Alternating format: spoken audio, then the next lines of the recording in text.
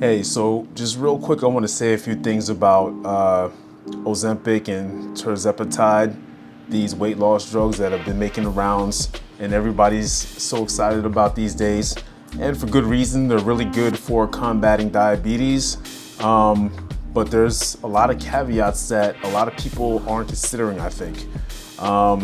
So obviously, there's the side effects that a lot of places are not talking about, the gastrointestinal issues. That's probably obvious to a lot of people at this point.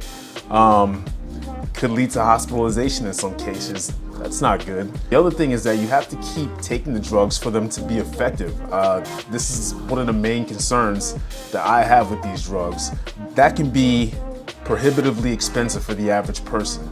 It costs about $1,000 to $1,500 a month, $2,000 in some cases for these drugs, and getting injections for them are super inconvenient. Probably the most pressing issue with these drugs is that all they do is suppress your appetite.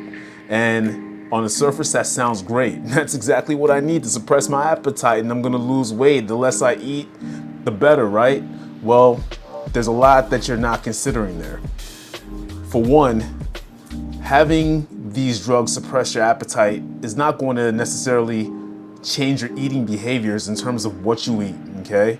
So if your diet is trash and you don't like to exercise, and you have this situation where you have to continuously take a very expensive drug into perpetuity in order to continue losing weight or maintain your weight, you can see how that's a problem. This is kind of like a situation with bariatric surgery where people get the surgery done, they have a smaller stomach, so that suppresses their appetite because they can only eat so much until they get full. Sounds great on paper. The problem is the stomach is a muscle that can be stretched. And if these people don't change their lifestyle factors, don't adopt a health and fitness lifestyle, they generally gain the weight back, which is what you see in the majority of cases of people that go for these surgeries.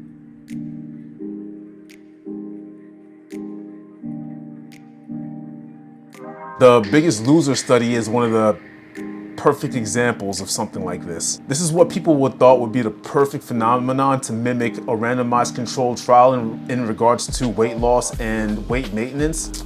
And what we saw is that just about every contestant gained the majority of their weight back, if not all of it, and then some. And unfortunately, a lot of people came to the conclusion that, well, weight loss is impossible for obese people or weight maintenance is impossible for obese people, but that's not the takeaway. What it really showed was the importance of controlled environments in regards to weight loss and weight maintenance. In that environment, it was very easy to help people lose weight and maintain their weight loss. But once these people were set off into the wild, so to speak, it became impossible for them to maintain their weight loss because they didn't develop any lifestyle habits outside the Biggest Loser environment. When you're in a situation where you're doing these crazy exercises and you have a trainer breathing down your neck 24/7, of course it's gonna be easier for you to lose weight and maintain that weight loss. But once you get home off that flight from the contest and you're left to your own devices, you're in a different environment back home with friends and family who allow you to, adopt certain practices, you slide back into that old role. And that's the key. You haven't picked up any habits that you can take home with you in that situation that are practical for your lifestyle. These drugs are very similar in the sense that they create a weight loss environment for an individual that is not sustainable for most people, unless you're rich. I don't want to discourage anybody from taking these drugs. I do feel like they can be useful, especially for people that, are in extreme situations and could definitely use these drugs as essentially a jump start or a jump off point for them to go on a weight loss journey. But they have to understand at the outset, and I'm hearing physicians aren't necessarily stressing this, some are, but they have to understand at the outset that it's going to be their lifestyle choices that ultimately determine whether or not they can lose and maintain the weight loss. At some point, they're gonna have to go off the drug. So, in my humble opinion, I'm just a nobody that, likes exercising himself and helping others get in shape. I used to be 300 pounds at one point.